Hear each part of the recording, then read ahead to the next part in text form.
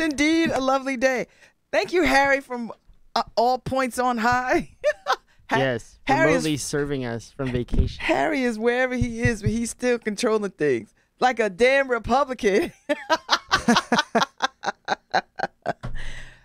Thank you for sitting in, Brian Slatery. Absolutely. Thanks for having me as usual. I'm Good great. morning. Good morning to you. Brian has on the coolest shirt from Ghana, right? Yeah, I should tell you about it. Yeah, tell me about it. So what's cool about it? So my wife Steph is when she's not being a pediatrician, she is a weaver, and that has led. Oh, now to that her, I didn't know she was a weaver. Yeah. She's so that has led to interest in textiles from all over the place, which means that some of our vacations have turned into textile expeditions, which is fabulous. It's totally fabulous. And this January, she took a 2-week trip to Ghana, where all she did was go around and visit, textile markets and textile manufacturers and other weavers there. So she should go to the Beinecke because they have a textile exhibit. Yes, exactly. Yeah, I dragged her, and Yale, the art museum did one. Was it last summer? That was textiles from Peru. Oh, okay. Yeah. So she came back with a new wardrobe for me. And I like it. I love it because I'm a person who loves color, and of course I like the statement of solidarity. So you know what, Brian, you can go to Wakanda with us. You would be a Wakandan citizen. You just made my day, Babz. I am one of those people who saw that movie and thought like, oh my God, that is the place I want to go. I as a musician, I loved the soundtrack to that movie too. Yes, for its combinations of music from all over Africa, without turning it into like this big Like sometimes people do that and they just mix the whole continent together, and you go like, well, that's not a good idea. But that soundtrack was like, this is a West African thing, this is Sub-Saharan, this is North African. I was like, that guy did his homework. He did enough homework to pass like this music fan's smell test for that kind of thing. And he talks about that too. Yeah, if you see him in an interview, it must have been a ton of work. He talks about how he was deliberate and purposeful about the music. Just totally how they were deliberate and purposeful about the language and the dialects. Yeah. And all those details matter so much. Hausa was the language that they decided to go with. Oh, so cool. Yeah. And it's such an elegant sounding language, right? Of course. So. Yes. Yeah, that was really that whole thing was super cool. Oh my God. So as soon as it comes on, I guess you could buy it already into your digital world, right? You can download it. Although I'm not with that yet. I like an actual CD, a DVD. Yes. I like an actual DVD. Although I guess I have to move toward this digital. I mean, I feel like I'm rooted in the digital world, but there's just some things I just like to have a hard thing in my hand. Right. So I feel like if I download it, where does it go? I sound like an old person who first got radio. Okay, well, where's the music? Where does it come from? Right. Right. What do you mean the airwaves? Yes. Happy Friday. If y'all just tuned in, I'm Babz Rawls-Ivy. This is Lovebabz Lovetalk Friday. And Brian is sitting in for the Harry today, although Harry is looming ever near. I know. Sense of the like he's watching. I know, because he is literally watching. Hi, Harry. when I cover for him, when I sit down in the chair where you are, like, he knows I'm there because of the camera. Yeah. The only thing you can't do is like talk to us from like. Totally. I'm surprised there's no speakers in here. We can be like, hey. Yes. Right. So my 10 o'clock guest, Brian, is Robert Ellis, who is a member of Groove Fight Groove Incorporated, social fraternity. So he's going to come on and talk about their upcoming events, their Founders Weekend stuff at Mohegan Sun. Yeah. So he'll be on at 10. Today is Friday the 13th. Oh, no. I like Friday the 13th. I always have good luck on Friday the 13th. Yeah. Yeah. So who knows? Maybe I'll get married today. I think And he'd be like, well, just my luck. Maybe I'll marry Richard Branson or somebody. Yeah, I think of Friday the 13th a little bit like the way I think of Halloween. Is like it's probably mostly fun. I think it's a good luck day. So I'm gonna buy some lottery tickets today because I feel lucky. I really do always feel lucky on the Friday the 13th. Awesome. And there's only like 2 of them in the year, right? So I know. It's so now's your chance. Now's my chance. So in honor of Friday the 13th, I'm gonna play Eagles Hotel California. Because I think that's a kind of fitting song. Don't you think? Yeah. I see it. I think that's I see the connection. I'm gonna play. I think that's a fitting song. All right. So when I have when I pull up the aux, I can hear myself. Why is that? Hang on a second. I'll come over. Okay. And then I'll play that, and then I'm gonna find some like interesting music to play for today, so that see, like when you scroll it up, you can hear me. Yeah, like delayed. I know. Harry, what's going? I see Harry. Harry, you know what's happening, right? I don't know what Harry's doing. Oh, he's doing it? Okay. All right, Harry, get it in. I know, I see you. Oh yeah, he's doing his thing. So, and at any point he'll probably say, "Go do it, play the music." Let's see. Okay. All right, so I could. There we go. Hotel California for you. Happy Friday 13th.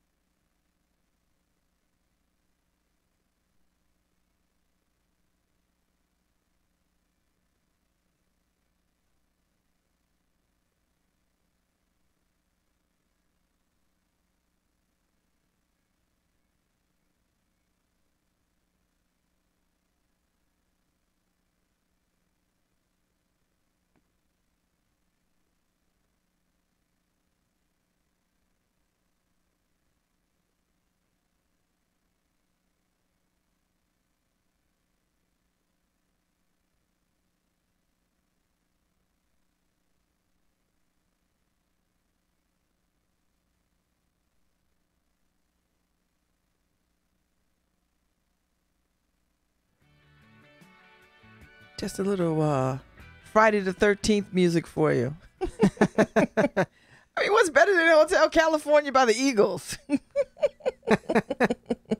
Embrace the magicalness of the day. That's what I say. Oh, Lord. Is that you listening to us? Is that you? Is that your phone? Yes. Okay. Oh, so the new Inner City is out. So if you have not picked up, go get around town and pick it up. It'll be out. It's everywhere. Serena Williams is on the cover. So is a piece on fathers living healthy, happy, and fit. And then a lot of the Navy Independent stuff and 3 more firefighters promoted. Did you know Serena Williams is the most drug-tested athlete in the world? Wow. I mean, I guess if you made me make a list, she would be on it. But still, yes. What makes her the most tested? Because she's the best at what she does, and she's black. That's right. Nobody believes it. Exactly. Nobody believes that she could that she could hit a serve 135 miles per hour. They just don't. It's like you must be doing something.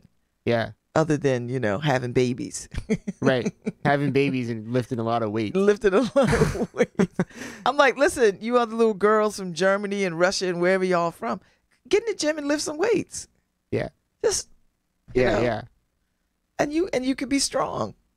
Just lift some damn weights. Well, she is on the older end of being an athlete at this point, right? Yeah, and she's still at the top of the game. Yeah. Yeah, I mean, she hits the ball too hard. Like, what?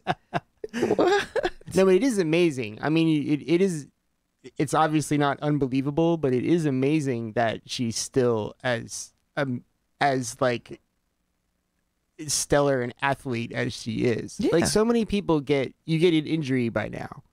Yes. That just prevents you. You're just done. And I think she can quit when she's ready to quit. Yeah. Do you know what I mean? Yeah, yeah. She'll quit when she's ready to quit. Yeah. But you can't believe there's no knee thing that took her out already, or an ankle thing. I mean, she had her health, she had her health scares and stuff. Yeah. But, she's like, listen, I'm still in this game. So I feel like being a professional athlete is like you ride that until you get an injury that prevents you from doing it. And then that's it. And then you have to do something else. Then you go do like car rental commercials or something. Right. Or movies. Right. And like that's why they have to pay them so much, because like they can't do anything else when they, Right. That's your job. You got to bank it. Being in shape and being fit is her job. Yeah. I'm not mad at her. I love it. Oh, yeah. Oh, God. So, but it is like I'm always amazed at professional athletes that can stay professional athletes for as long as that. Yes, and then they retire. They retire at 30, 40 years old because listen, all that work on that body, and the commitment to staying in shape, totally. Constantly, totally. even in your off time, right? It must get harder and harder to stay there too. And then you just wake up one morning and be like, "Look, I'm done." Exactly. There must be a point where they get tired of the diet, like the diet they have to keep, or things like that. You know what? I'm gonna go have a burger, right? With all the stuff that I like on it. For breakfast, I'm having a Danish, and I'm done. For lunch, I'm having a burger. That's right. And I quit. Like, exactly. But eat my donut on the way to the coach's office. Exactly. Say, listen, I'm done, and then leave a box of donuts for everybody. No, exactly. And by noon, I'm in the pizza parlor. Right. Like that first day, I wonder if they do that. Like the first day, they just do everything they're not allowed to do. Like I want all the beer. I want all the pasta. Right. I want all the sandwiches. This is week-long bender. Cupcakes. Bring me all the cupcakes. Here comes that Italian sub I've been looking for 5 years. Your wife would go, honey, you sure you want this 12th plate of ravioli? Yes. Yes. I'm going for 13. Yeah, exactly. And then you just wake up and you're like, I'm done. I would believe it. I think when you play football, you have to be done sooner than you know.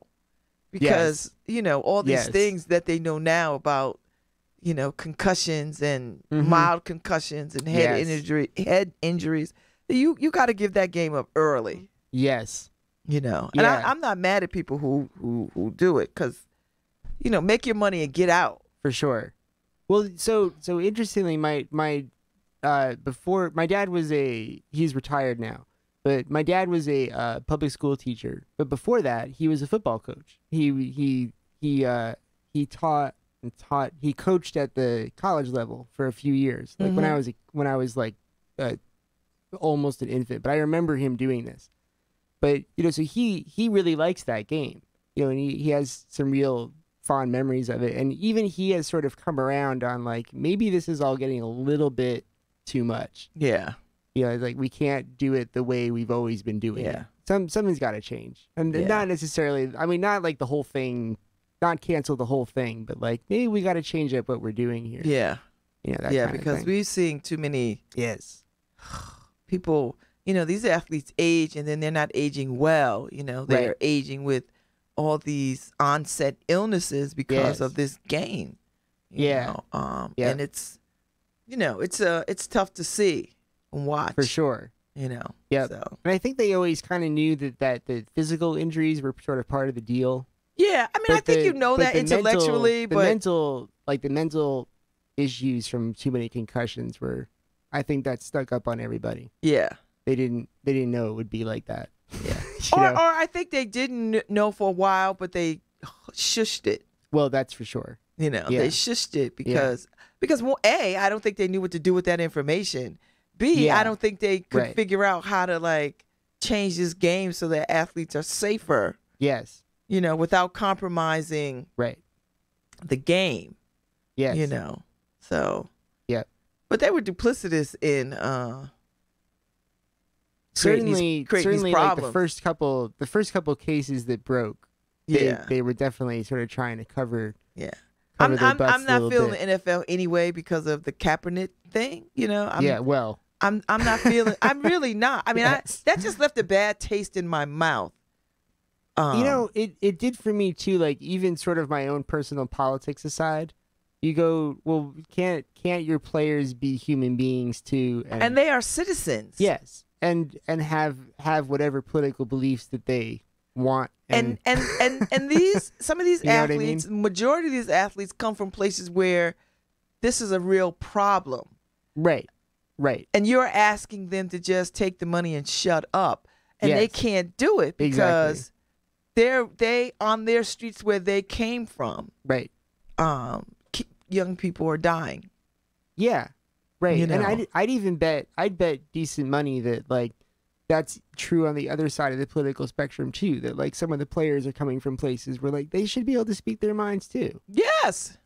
It's like they're like you say. I mean, they're citizens, and you go. You're a citizen, and you get to do. You don't. They don't own you. They don't. And that's the part that people don't understand because people are like, why don't they they're well paid. Why don't they shut up?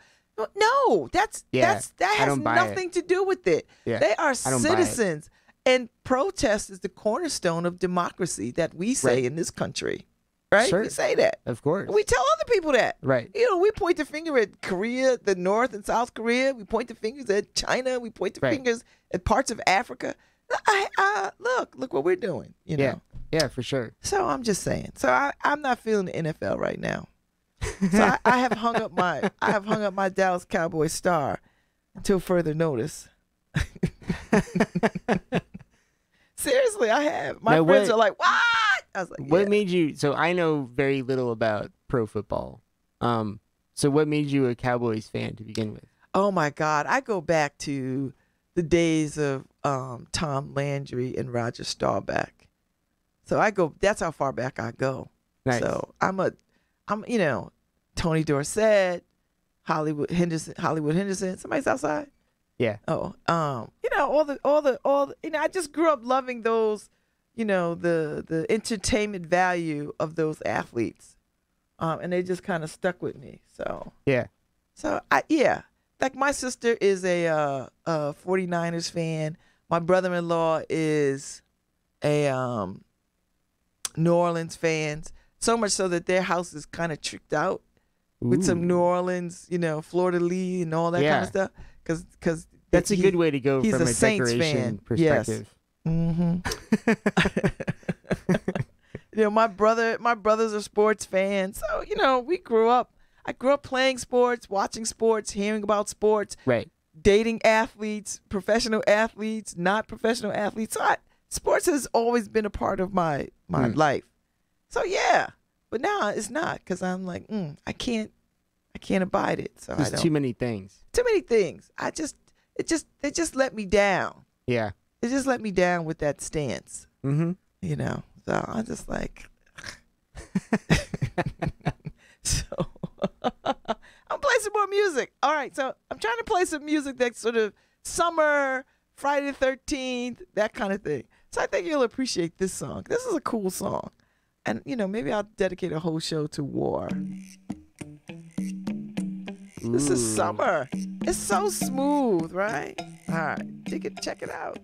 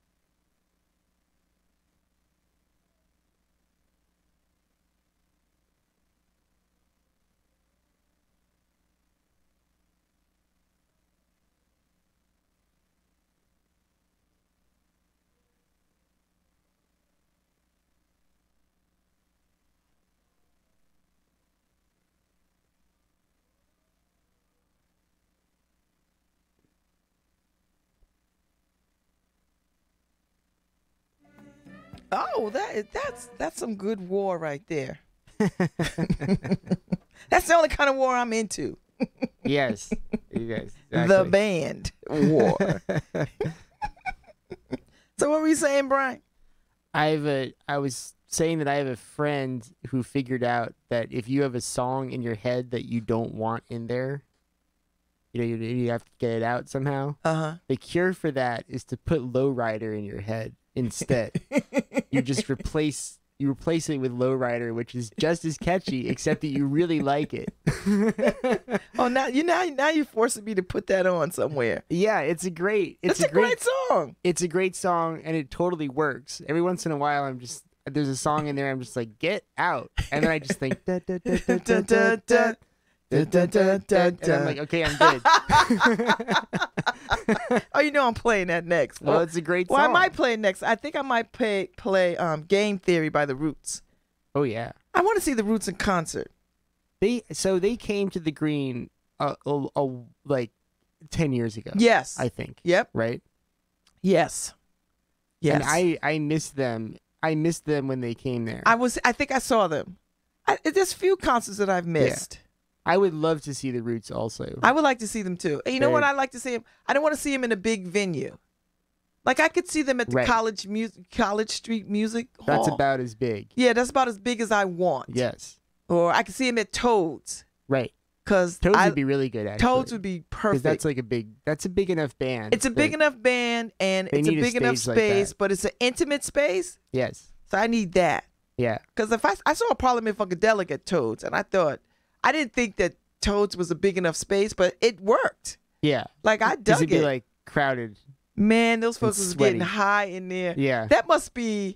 Toads must be its own zone for pot. Yes. Gotta be. Well, the wall. Cops don't come in there and bust people. Totally. I think the walls must be like half weed by now. Oh my God. You could just lick the walls and get high.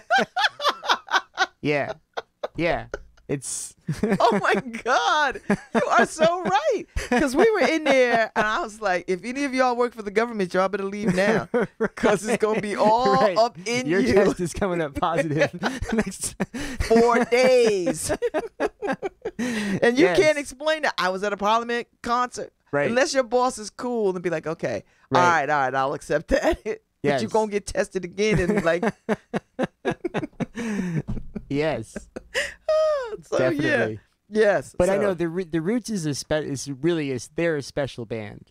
I want to see them. Yeah. I do. I mean, I love them on what's his face show? The Tonight Show. I think it's awesome that I think that was such a cool choice. Like that's the coolest choice ever made. Absolutely. Ever. Right? Absolutely. They just it's great thinking that somebody said we need a band that can play everything.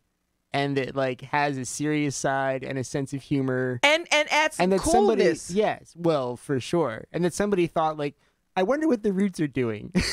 I know, but what's his face? Jimmy Fallon is a fan. He's an honest to God, bona fide fan, right? And he sought them out.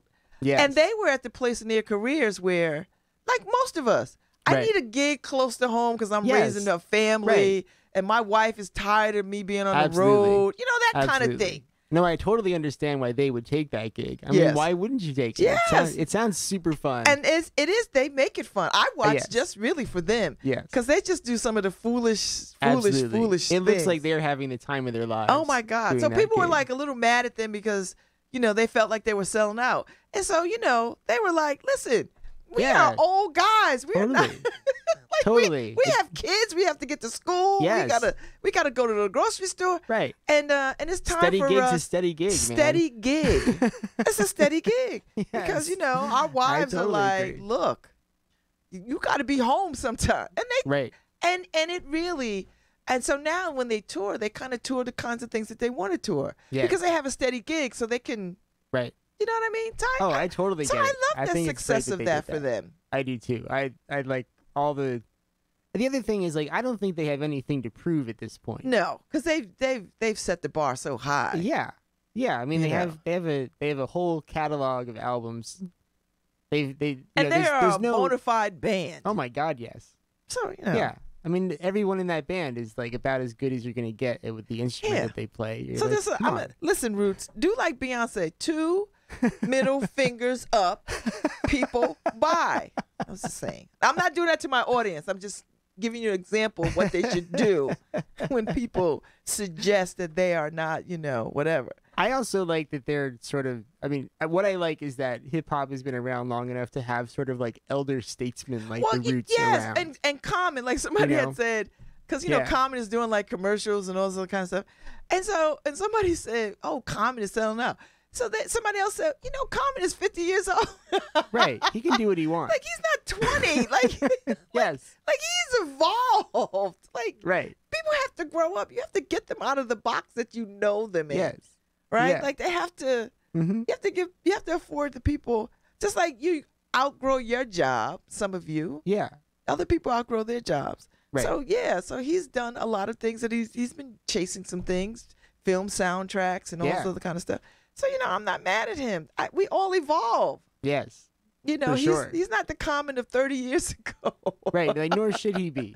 And he shouldn't be rapping about those things. He's a grown man with a whole right. Yes. He doesn't have teenage angst. He's a grown man with a family and the whole thing. Right. Right. He's got other things to talk about. We got other things to talk about. It's, you know, like, come on, let artists grow up. Yes. You know, like I think Janet Jackson ought to morph into something else now. Yeah.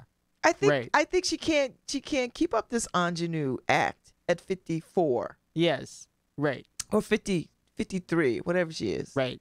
You know, she gotta, girl, get on a stool and sing, you know, this American songbook like everybody else would be done. Awesome. Right? Like Which just would be pick awesome. some songs like Queen Latifah has done it. All these other people have done it and have great success. So pick some songs that's, you know, to your vocal talent. Or you think about what Prince was starting to do. Yes. Where he like stripped down his thing and he was I get it. I'm sad that we don't get to see the like that what that would have looked like. But you could kind of see where it was going. It was like it was going to be a smaller thing. Yes. More intimate, smaller venue. Yeah. You know, and you know, he was one for like, okay, those were old songs. I'm gonna sing what I want to sing. Yes. And y'all got CDs, go play them CDs. Right. But when you come see me now, I'm gonna sit at the piano. I'm gonna sit on a stool and I'm gonna sing the songs that I like. Right. Jazz songs, jazz standards, all those kinds of things. I'm not mad. You know, at some point you cannot jump around that stage. Well, for sure. Well, and there's the thing that you always imagine that I think like people get very attached to those songs, but you think like, how many times had Prince sung Purple Rain? Yes. You know, it's like till he's sick of it, yeah, right? And you go like, how many times do you expect this man to like to sing Purple Rain and to still be feeling it? You know, it's like that's not fair. Hey, Robert Ellis. No, that's not fair at all. You know, so we have to let these artists sort of blossom. Yeah. And the ones that do it well, yes, with some resistance, but. You know, that's how it is. So there's some great role models out there for like how to age well as an entertainer. You know? Rod Stewart did it beautifully. Yeah. He jumped into the American Songbook way before anybody else. I think Natalie Cole was amazing at that. Yes. When she stopped trying to be pop and just like, I'm gonna embrace my daddy's songs and I'm gonna sing them songs. For sure. And I think she got a better following of people when she embraced that. Yes. You know, come out in an elegant gown and sing these great songs, right? That stand the test of time. Rather than, you know, trying to be some hip hop kind of whatever protege. Yeah. Like those days. Vanessa Williams is another one who was, you know, is my personal favorite. Well, I actually think the same is true even of George Clinton. Who yes. Like he's changed. He just got like older and weirder. And became more of sort of like a statesman, band leader, guru sort of guy. And you're like, that's right. Like suits and ties, cut his hair, got a nice look. Yeah, I thought that was really cool. Yeah. As opposed to like, you know, when he thinks like, I'm not gonna like my band is not gonna come out in diapers anymore. Yeah. You know, like it's not the 70s now. Yeah. I'm like, we're gonna come out, we're gonna be funky, but we, you know. Yeah. We're gonna you know. Earth, Wind and Fire too. They've toned it down a great deal. You still get a fantastic light show, and they're still flashy, but the flash is more elegant and more, you know, just not so outer space kind of thing, which is, you know, cool. But they've aged. Like these cats have aged, and so it's like, you know what, we have to go for comfort now. And there's nothing wrong with that. We're not running across the stage. We're gonna walk across the stage. Right. In a well-oiled machine. Right. And like we can still play for 3 hours, but it's not going to be three acrobatic hours. I saw. We went to see Earth, Wind and Fire out in Hartford at the Athenaeum thing, the open, and they were the best I have ever seen them. Awesome. It was fantastic. Yes. I was like, oh my Lord. And I see them every time they come into Connecticut, right? I've seen them every single time since 73. So I've seen them. Nice. But I've never seen them that well oiled. Cool. I was just like, I was impressed. Wow. I mean, it just flowed. It just boom, boom, boom, song after song after song. And they did Maurice White some justice. He would be proud of the band. Awesome. I think Philip Bailey stepped in and decided, you know what, I need to lead this band. Because I think he was reluctant to do it. Understandably. But I think once he accepted that part, they look good now. Yeah. Because I've seen them when they've not been, when you could see where they were like, is this band, is EWF going, are they going to stay together? Like, is this the end? Am I seeing the end? Right. And then somehow or other, they just pulled it together and just said, you know what? We're gonna do this thing. Yeah, that's awesome. Yeah. So, all right, let me play some Roots. I'm going to play some Roots, and then I'll come back on the other side.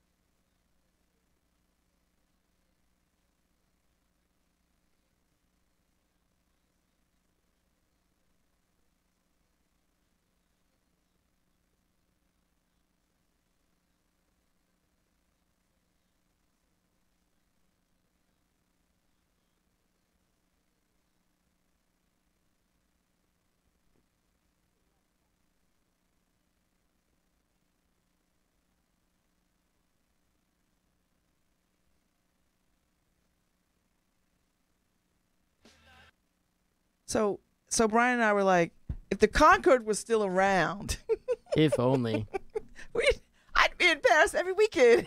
I know, it would be the best. I'd be in Paris every weekend. I would do that a lot. I would do that a lot. I'd be like, 90 minutes, what? Poof. Yeah. It'd be like $8 gazillion, but I'd do it. Right. Whether the time zone difference, whatever. Yeah, I don't care. I just deal with it. Yeah. You know, I take my melatonin and just. I was like, I have some chamomile tea, and then I just get up. I don't even think it wouldn't bother me that much. I would just roll with it. I would just roll with it. Yeah, you just stay on this time. Yeah. So if you're up most of the night, then that's fine. That's fine. That's just how it is. That's just what you do. So. All right, so I'm gonna roll out in a bit so that we can get ready for our next guest. Robert Ellis is in the studio talking about the Groove-Fi Groove and their activities coming up. So thank you, Brian, for sitting in today. It was my pleasure. Thank you, Harry. It's always fun. From sitting in from wherever you are on high. And I'll be back on the other side. So, you know what? In honor of war, I'm going to play us out with Lowrider. Yay.